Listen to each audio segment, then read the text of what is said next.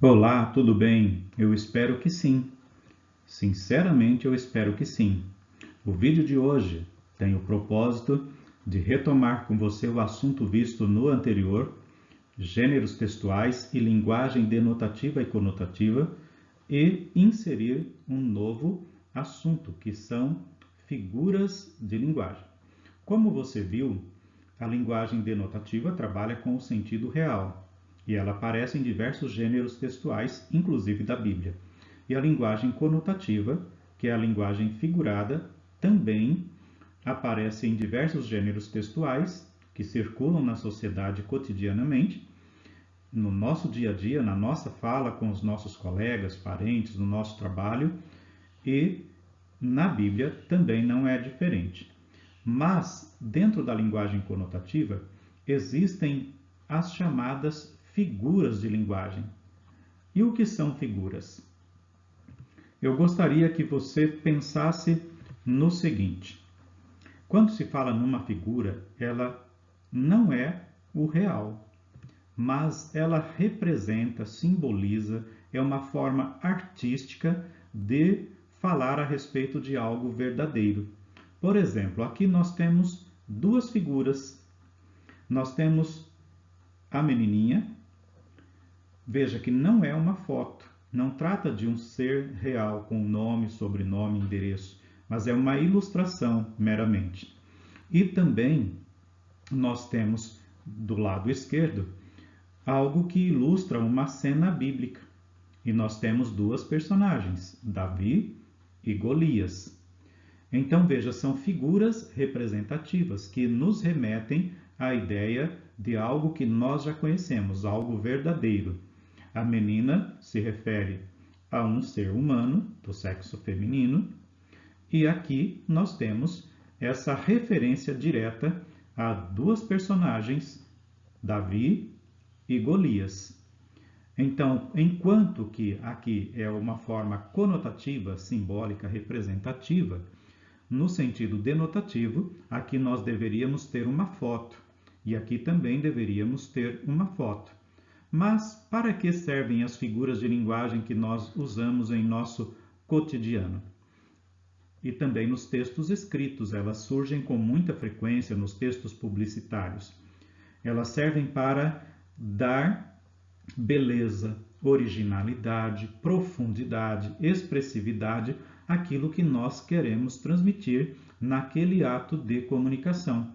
Então, figuras de linguagem são recursos da língua que embelezam a nossa comunicação, que dão uma riqueza maior àquilo que nós gostaríamos de falar. Existem diversas figuras de linguagem. Existem as que são chamadas de figuras de pensamento, de construção, de palavras ou semântica, de harmonia e diversas outras, mas nós vamos nos ater simplesmente a essa expressão, figuras de linguagem, para facilitar o nosso entendimento. A primeira que nós veremos será a metáfora. Mas o que é metáfora? A palavra metáfora é formada por duas outras que vêm do grego: meta, que quer dizer além, mais, e pherein, que quer dizer levar, transportar. Então a metáfora é algo que transporta, que leva além. Além em que sentido? Além do sentido natural, original de uma palavra. Então, eu gostaria que você observasse a imagem que você tem em sua tela. O que você está vendo? Isso mesmo, uma lâmpada muito utilizada na antiguidade. Na época de Cristo e muito antes também, ela já era usada. Normalmente ela era abastecida com azeite e tinha um pavio, conforme você está vendo, no qual se ateava fogo para que pudesse iluminar um ambiente e também para que a pessoa pudesse transportar se ela precisasse sair à noite no escuro. E qual era o objetivo? Evitar que a pessoa tropeçasse numa pedra, que ela pudesse evitar de pisar numa serpente, num escorpião, cair num buraco, trombar em alguma coisa, pisar num espinheiro. também se fosse dentro da sua casa, para que ela pudesse visualizar as coisas com clareza, fazer uma leitura, se assim fosse necessário. Então a lâmpada tinha as mesmas funções que nós temos hoje: alumiar ou iluminar as coisas para que nós as vejamos com clareza. E a Bíblia traz um texto que trabalha com essa metáfora, que é o quê? Lâmpada para os meus pés é a tua palavra e luz para o meu caminho. Então veja que existe uma aproximação da lâmpada no sentido denotativo, agora com a lâmpada no sentido conotativo. E eu afirmo que a palavra de Deus é lâmpada para os meus pés e é luz para os meus caminhos. Ou seja, não bem eu, o salmista está dizendo, mas eu também posso tomar esta palavra e fazer uma declaração pessoal. Então veja, se no sentido denotativo lâmpada nos leva a essa ideia de algo que produz claridade para evitar que eu tropece, que eu pise numa serpente, num escorpião, que eu caia num buraco, a palavra de Deus, espiritualmente falando, também faz esse papel na minha vida, evitando que eu caia, que eu tropece, que eu seja atingido por alguma coisa que venha trazer prejuízo para a minha vida espiritual. Então, quando eu afirmo que a palavra de Deus é lâmpada, eu estou usando uma metáfora, uma vez que a palavra não é lâmpada e a palavra não é luz, literalmente falando, mas ela produz esse mesmo efeito na minha vida, faz esse mesmo papel na minha vida espiritual. E agora, o que você está vendo? Eu creio que você me disse que está vendo um favo de mel. E eu já fiquei até com água na boca, com vontade de pegar um pedacinho para mim, mas infelizmente não será possível. E um favo de mel, quando posto na boca, ou o mel propriamente, ele produz uma sensação de prazer para quem gosta. Se eu consumir cotidianamente, ele pode trazer diversos benefícios para a minha vida.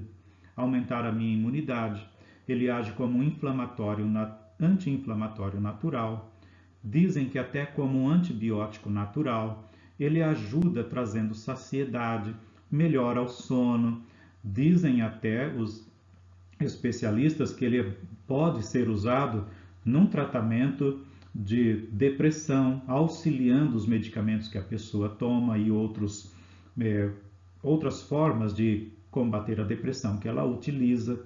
Então veja, o mel produz coisas boas, produz energia boa na nossa vida. E aí observe o que disse o sábio Salomão.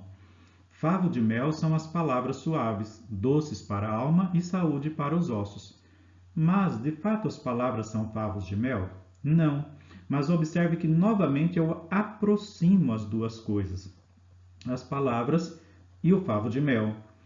Porque assim como o mel produz coisas boas em mim, as palavras, quando são bem faladas, quando usadas de maneira sábia, inteligente, elas vão produzir em mim essa satisfação, esse prazer, e elas podem, aliás, até mesmo me ajudar num processo de cura de alguma doença, seja ela física ou seja ela emocional, mental, especialmente emocional. Pense em você, você não gosta de receber palavras elogiosas, motivadoras? A pessoa que te incentiva, que quer ver você para frente, que você conquistar suas coisas? Pois é, então as palavras suaves são favos de mel que trazem o bem para a nossa vida. Veja como é simples a metáfora. Eu afirmo que uma coisa é a outra, estabelecendo, mesmo que inconscientemente, uma aproximação, uma relação de sentido. Mas não para por aí. O sábio também ainda disse: o sábio de coração será chamado prudente, e a doçura dos lábios aumentará o ensino. Ele está falando doçura dos lábios, mas será que essa doçura é produzida por isso aqui? Açúcar, vindo diretamente da cana-de-açúcar, o açúcar mascavo ou o açúcar já industrializado branquinho? Evidentemente não. Mas observe, o açúcar também produz para nós uma energia boa, produz benefícios, produz saciedade, produz prazer. Aliás, quem não gosta de consumir coisas doces? Pouquíssimas pessoas não gostam. Eu mesmo gosto e até demais, tenho que me controlar. E talvez você também seja assim. Mas quando eu utilizo não no sentido denotativo, mas no sentido conotativo, e aqui está dizendo a doçura nos lábios aumentará o ensino, a ideia é a mesma do texto anterior. A utilização das palavras de maneira sábia vai trazer para nós a qualidade que nós esperamos que tenha. E quando se fala de ensino, então, quando eu utilizo as palavras sabiamente, sei conversar, dialogar, ser educado, gentil, o ensino que eu quero transmitir, ou a correção que eu quero fazer, vai ser recebida de uma maneira mais adequada. O ensino também vai ser recebido de uma maneira mais tranquila, mais adequada. A pessoa aprenderá melhor se ela for tratada de maneira educada, gentil. É nesse sentido que a doçura dos lábios aumenta o ensino. Por fim, eu gostaria que você observasse essa imagem ilustrativa de uma igreja. Veja, ela é meramente conotativa, é apenas uma ilustração da igreja. E agora observe o que diz o texto aqui. Regozijemo-nos, vamos nos alegrar e dar-lhe glória, pois chegou a hora do casamento do cordeiro e a sua noiva já se aprontou. Então aqui fala de duas metáforas interessantes. Jesus é apresentado como o cordeiro, aliás, João, lá no Evangelho, diz que ele é o cordeiro de Deus que tira o pecado do mundo, e a igreja é chamada de noiva, e essa igreja já se aprontou para o casamento com o seu noivo, que é Cristo. Então, metaforicamente falando, nós temos aqui a união entre Cristo e a sua igreja que vai acontecer de forma definitiva quando o Senhor Jesus vier buscar a sua igreja. Então, novamente, a metáfora se faz presente, trazendo beleza, profundidade, expressividade àquilo que quer dizer. E para finalizar, só quero que você se lembre, a linguagem denotativa me leva a pensar no sentido verdadeiro, porque o de é dicionário. E a linguagem conotativa, o C lembra criação, criatividade, criar. Então é um sentido criado, inventado.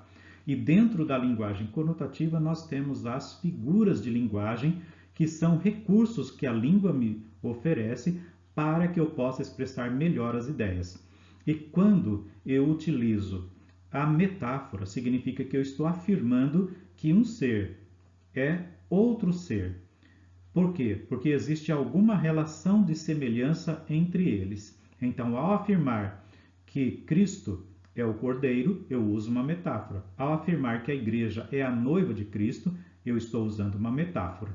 Fica aí a dica e utilize melhor para que você possa expressar com clareza, com objetividade, com perfeição, tudo aquilo que você deseja em todos os seus atos de comunicação vivenciados em seu dia a dia. Abraço, até a próxima!